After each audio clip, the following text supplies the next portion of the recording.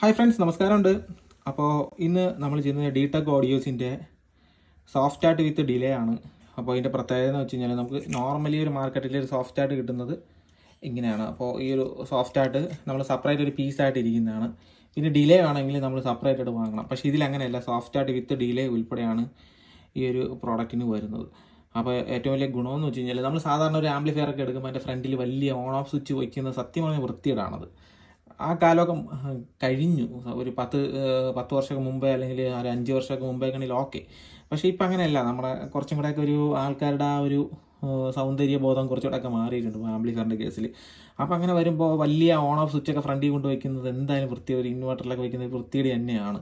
അപ്പോൾ അതൊക്കെ നമുക്ക് ഒഴിവാക്കുന്നതിന് വേണ്ടിയിട്ട് ഇതുപോലത്തെ പുഷ് സ്വിച്ചാണ് ഇപ്പോൾ എല്ലാവരും ഈ കമ്പനി സെറ്റിലൊക്കെ വരുന്ന പോലെ ഒരു പുഷ് ആക്കുമ്പോൾ ഓണാവുക, ഒരു പുഷ് ആക്കുമ്പോൾ ഓഫ് ആവുക. ഈ ഒരു രീതിയാണ് ഇപ്പോഴത്തെ ആൾക്കാർക്ക് നമ്മുടെ നാട്ടിൽ കൂടുതൽ താല്പര്യം. അപ്പോൾ അങ്ങനെ വരുമ്പോൾ ഡിലേ സർക്യൂട്ടും കൂടെ നമുക്ക് അവിടെ അതിനകത്ത് ആഡ് ചെയ്യാൻ പറ്റും. അപ്പോൾ അങ്ങനെ വരുമ്പോൾ നമ്മൾ ഇതുപോലത്തെ ഒരു ബോർഡും പിന്നെ അടുത്തൊരു ഡിലേ ബോർഡും കൂടെ വാങ്ങുന്ന സമയത്ത് നമുക്കതൊരു 800-900 രൂപയോളം നമുക്ക് നമ്മുടെ കയ്യിൽ നിന്ന് ചിലവാകും.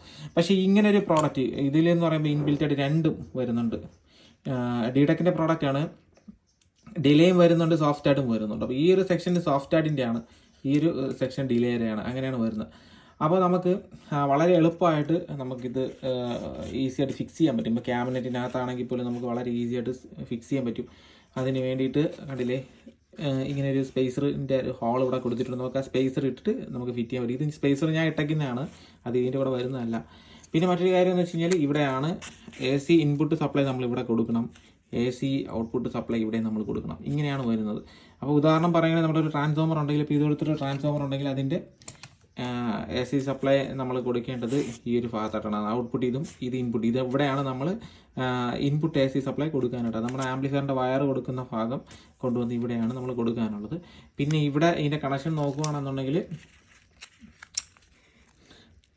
ഇവിടെയാണ് AC 12 വോൾട്ട് നമ്മൾ കൊടുക്കേണ്ടത്. AC DC നിങ്ങൾക്ക് കൊടുക്കാം, പക്ഷേ AC ആണ് കറക്റ്റ്. ഞാൻ ഇപ്പോൾ ജസ്റ്റ് ഒന്ന് വർക്ക് ചെയ്യിപ്പിക്കുന്നതിന് വേണ്ടിയിട്ട് DC കൊടുത്തിരിക്കുന്നു എന്നുള്ളതേ ഉള്ളൂ. സത്യം പറഞ്ഞാൽ ഇവിടെ കൊടുക്കേണ്ടത് AC സപ്ലൈ ആണ് കൊടുക്കാനായിട്ടുള്ളത്.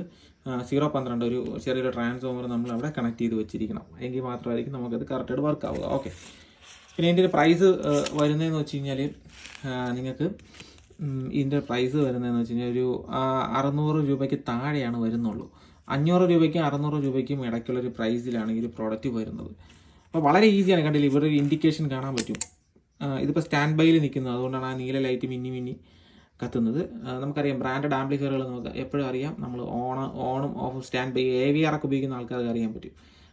ഓഫ് ചെയ്യുന്ന സമയത്ത് സ്റ്റാൻഡ് ബൈ ആയിട്ട് നിൽക്കുന്നുണ്ട്, വീണ്ടും പ്രസ് ചെയ്യുമ്പോൾ ഓൺ ആവും. ആ സെറ്റപ്പാണ് ഇവിടെയും വരുന്നത്. നമ്മുടെ ഒരു ആംപ്ലിഫയർ, ഒരു AVR പോലെയൊക്കെ ആ ഒരു ബ്രാൻഡഡ് ആംപ്ലിഫയറിലൊക്കെ ഓൺ ആക്കുന്ന ഒരു സെറ്റപ്പിൽ നമുക്ക് വർക്ക് ചെയ്യിപ്പിക്കാൻ പറ്റുന്ന രീതിയിലാണ് ഈ ഒരു പ്രൊഡക്റ്റ് വരുന്നത്. കണ്ടില്ലേ, ഓണായി ഓഫായി, ഓണായി ഓഫായി. അപ്പോൾ ഇതാണ് കണ്ടില്ലേ, അതിനുവേണ്ടി ഇൻഡിക്കേഷൻ അവിടെ കൊടുത്തിട്ടുണ്ട്. സോ ഓഫാണിപ്പോൾ. ഞാൻ ഓണാക്കാം.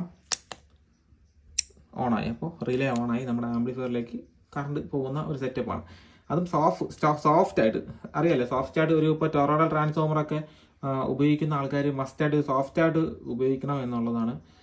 കാര്യം എന്ന് വെച്ച് കഴിഞ്ഞാൽ പെട്ടെന്ന് ടൊറോ ട്രാൻസ്ഫോമർ ഒക്കെ ആകുമ്പോൾ പെട്ടെന്ന് കറണ്ട് വലിച്ചെടുക്കുമ്പോൾ ഉണ്ടാകുന്ന ഒരു പ്രശ്നം എന്ന് വെച്ചാൽ ഹെവി ആയിട്ടൊക്കെ ഉള്ള ട്രാൻസ്ഫോമറൊക്കെ ആണെങ്കിൽ പെട്ടെന്ന് കറണ്ട് വലിച്ചെടുക്കുമ്പോൾ അതിൻ്റെ പ്രൈമറി കോയിൽ കത്തിപ്പോകാനുള്ള സാധ്യത വളരെ കൂടുതലാണ്. പിന്നെ വീട്ടിൻ്റെ ഫ്യൂസ് പോകാൻ ചാൻസ് ഉണ്ട്. അത് പോയിട്ട് നമ്മുടെ RCCBയോ അതുപോലെ അല്ലെങ്കിൽ MCB ഒക്കെ ട്രിപ്പ് ആവാനുള്ള ചാൻസ് ഉണ്ട്. പിന്നെ നല്ല രീതിയിൽ ലൈറ്റ് ഒന്ന് ഡിം ആവുന്നതായിട്ട് കാണുന്നുണ്ട്. അങ്ങനത്തെ പ്രശ്നങ്ങളൊക്കെ നിങ്ങൾക്ക് ഒരു പരിധി വരെ ഒഴിവാക്കാൻ വേണ്ടി നിങ്ങളുടെ ഡയോഡ്, നിങ്ങളുടെ കപ്പാസിറ്റർ, ഇങ്ങനെയുള്ള കാര്യങ്ങൾക്ക് പെട്ടെന്നൊരു ഫോൾട്ട് പറ്റാതിരിക്കാനോ ഒക്കെ ഇതുപോലത്തെ സോഫ്റ്റ് ആയിട്ട് ഉപയോഗിക്കുന്നത് നല്ലതാണ്.